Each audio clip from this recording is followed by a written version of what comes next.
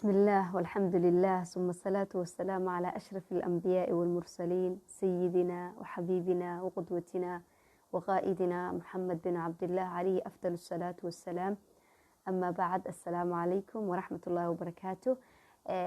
qof kasta oo muslim ah oo maaragtay Soomaali ah waxaan u rajeynayaa inuu meeshu joogo Ilaahay subxaanahu wa ta'aala caafimaad qab uu ku joogo, Ilaahay subxaanahu wa ta'aala uu ka raali noqdo oo Ilaahay subxaanahu wa ta'aala arrimihiisa u fududeeyo u sahlo.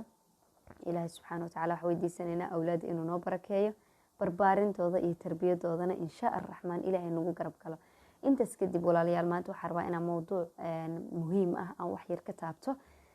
mowduucaas oo ah ilmaheena qaabka u bari lahayn inay is ilaaliyaan oo iska ilaaliyaan dadka maaragtay xumaanta ku sameynaya.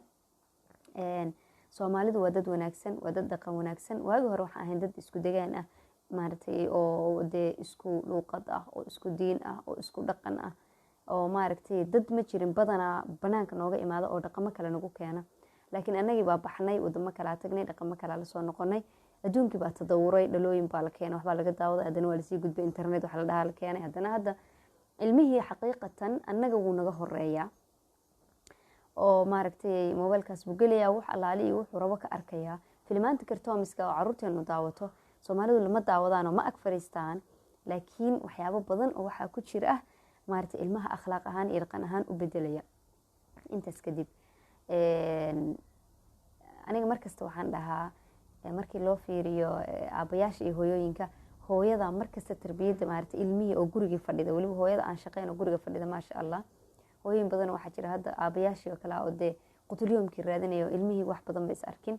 laakiin hooyada guriga fadhida waxaa la rabaa inay wax badan eegto, indhaheeda kala furto, ay si fiican u barato oo maaragtay mahaaraadkeeda tarbiya ahaan ay horumariso, wax akhrido, wax dhegeysato, wax baarto.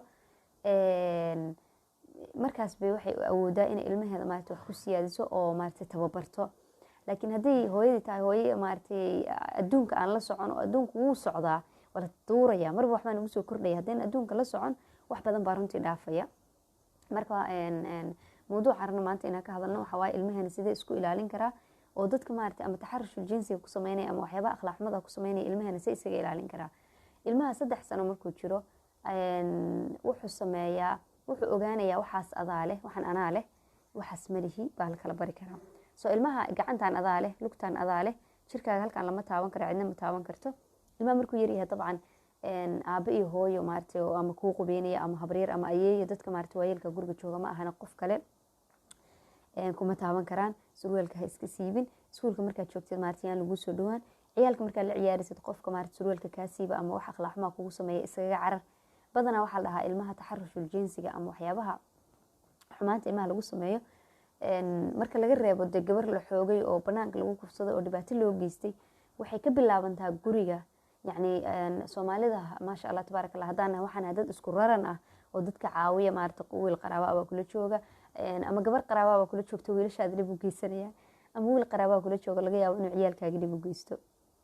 marka waa inaa xuduud u kala samaysid. qofka kula jooga iyo ilmahaaga waa inay kala leeyihin. wiil hadduu kula joogo waa inuusan yacni qolka uu degan yahay soo dhaafin oo gabdhihii iyo maaragtay ciyaalkii soo dhexgelgelin, oo dhexgelidda maaragtay fadhiga iyo wax akhriska ma aha, laakiin una meel kula kaliyoobin oo qol la gelin oo ilmahaaga maaragtay ka warhaysid.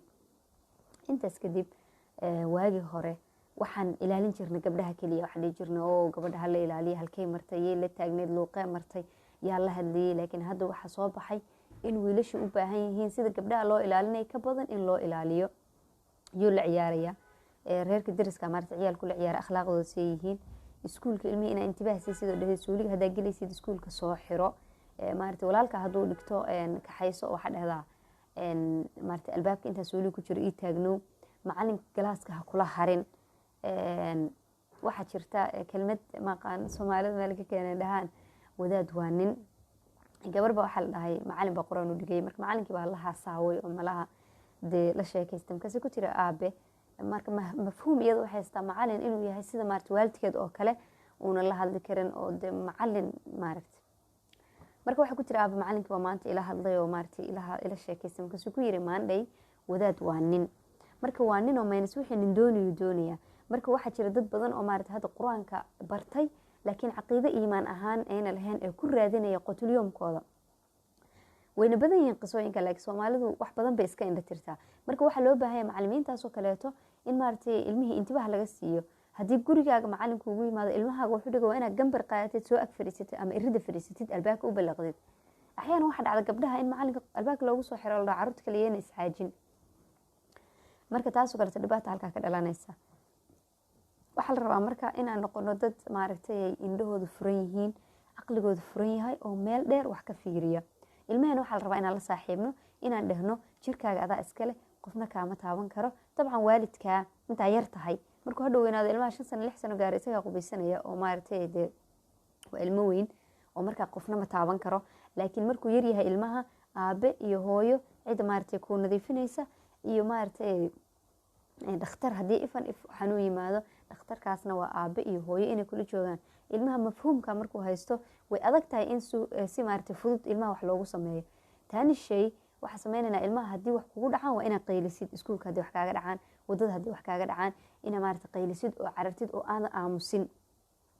ilmahaaga markuu wax kuu sheegayana waa markaad dhegeysatid oo saaxiib la tahay, ee ma ahan ilmaha markii uu ku dhaho wax kuu sheegayna aamus ku dhehid. waxaa lama dhaho hooy macalin maanta saas samee, aamus macalin miyaas laga sheegaa, hooy maanta adeer ama abti saas maya.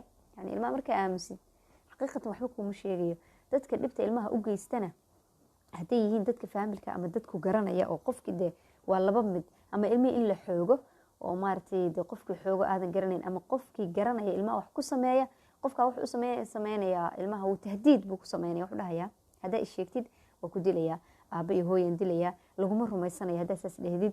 sidaasu marka ilmihii markuu ilmo maaragtay ku noqdo niyad jabsan oo dhibaato ah buu saa ku wadayaa. say u badan tahayna ilmahaas hadhow dadka badanaad ilmaha taxarushka ku sameeya ama akhlaaq xumada waa dad iyaga hore loogu soo sameyn jiray. marka waxaa loo baahan yahay inaan ilmaheena la saaxiibno, inaan maaragtay tawjiihaad siino oo u sheegna qaabkay isu ilaalin lahaayeen, inaan maaragtay dhehno ilmaha markii wax loo diro wadooyinka waaweyn oo shaaricyada mar, inaan dhehno markasta meel saxmada isku aadi, luuqyada ha marin. yani waxyaabo badan baa loo baahan yahay ilmaha inaan ugu soo dhawaano oo saaxiib la noqono. dadkeena Soomaalida xaqiiqatan waalidkii ilmaha xiriir kama dhexeeyo, jacayl dhiibliya oo maaragtay isdhexgal ah oo saaxiibtinimana kama dhexeeyo.